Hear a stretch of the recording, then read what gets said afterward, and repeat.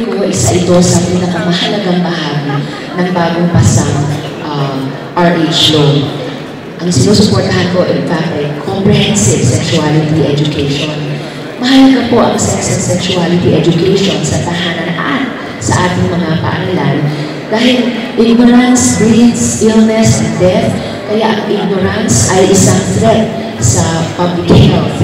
Kung may sex education din tayo sa ating mga paaralan, mababawasan ang mga teen pregnancies, mababawasan therefore ang maternal mortality rate. Alam niyo po mga kaibigan, sa original ng mga member nations ng ASEAN, tayo na lamang ang pataas na rin ng incidence ng teenage pregnancy. Sa lahat po ng ibang mga original member ng ASEAN ay pababa na yun. Mahalaga din po ang sex and sexuality education pati sa ating mga paaralan upang maiwasan ang risky sexual behavior ng ating mga kabataan. Dahil sa risky behavior na yan, ay mas lalo na vulnerable at nagkakasakit ang ating mga kabataan sa mga sexually transmitted illnesses kasama ang HIV and AIDS.